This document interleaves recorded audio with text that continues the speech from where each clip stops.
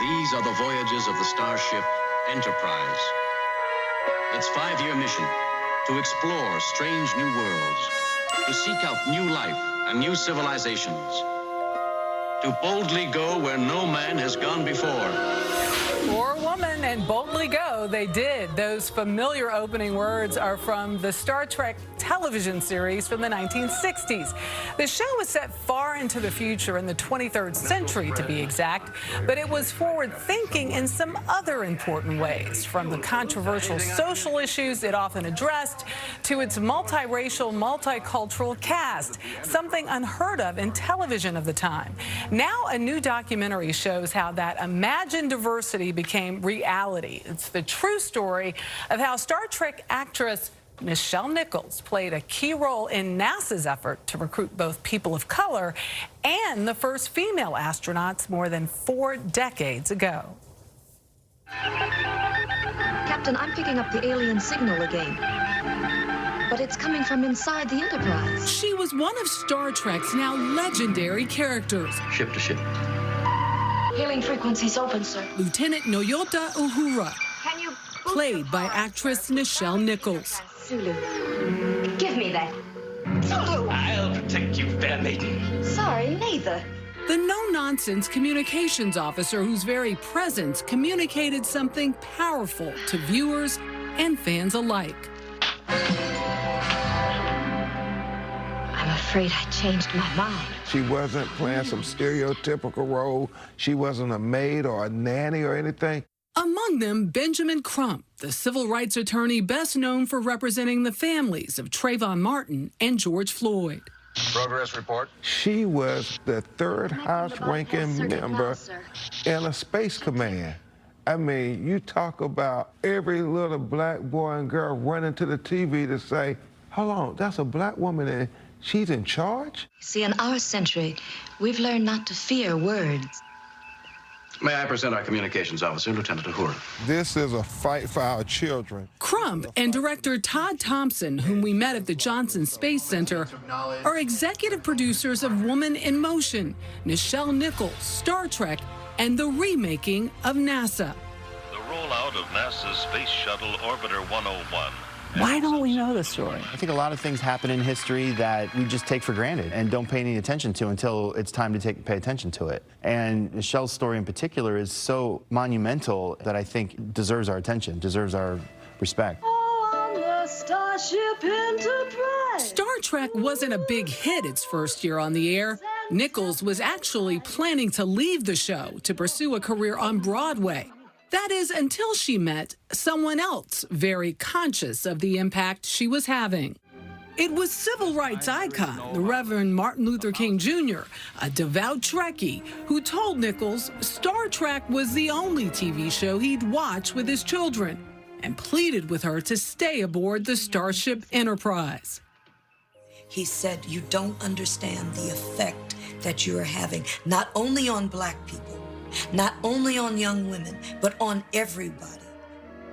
And stay she did, making even more history with American television's first interracial kiss. Enterprise.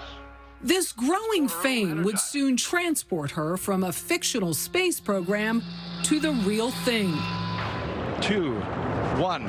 NASA was coming off the Apollo program. They were gearing up for this new exciting thing called the Space Shuttle program. And they needed a different class of astronauts instead of the traditional test pilot. So because they couldn't find any. They couldn't find any, but mostly because, you know, who would have thought that all the people working at NASA were huge Star Trek fans for obvious reasons. So NASA started showing up at the Star Trek conventions as well. She gave a speech to NASA because of Lieutenant Uhura and the success of Star Trek. And when she looked out in the audience, she said she didn't see any women. She didn't see any minorities, and so she said, where are my people?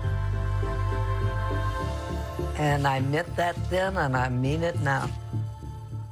But there was one person in that room who was really listening in. Yeah, it was the head of NASA, and so they came and they met with her and they challenged her. They said, you know, literally, will you help us? Reluctant at first, Nichols accepted the challenge, forming the company Women in Motion and embarking upon a year-long mission to change the face of NASA. Hi, I'm Nichelle Nichols, but I still feel a little bit like Lieutenant Uhura on the Starship Enterprise. She shot this recruitment film here at the Space Center, seeking astronauts for the shuttle program. So that is why I'm speaking to the whole family of humankind, minorities and women alike. This is your NASA. And she literally went to every major city around the country, every historically black college and university. And what she said, NASA needs you. History needs you. And soon enough, Star Trek's fantasy prediction of a more diverse future took a step closer to reality. Thanks to Nichols, 8,000 people applied to NASA's 1978 astronaut class. In all, 35 new recruits were chosen, including for the first time 6 women and 4 people of color. All 6 of the women that were recruited during that 1978 class, and every single one of them would be high-fiving Nichelle and, giving their thanks to her for what she did. Nicole Stott is a retired shuttle astronaut. She says Nichols brought an inspiring seriousness and credibility to the effort.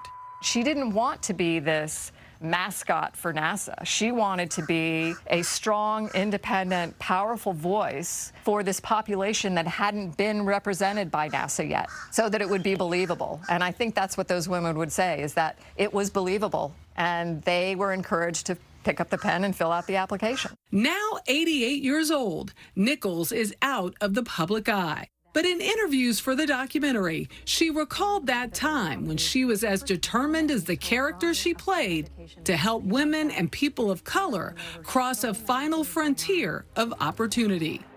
Well, this might sound a little corny, but it felt like my children. And my heart, it pounded. And I knew the world will never be the same again. We would go on to great heights. And to think that I had the slightest thing to do with it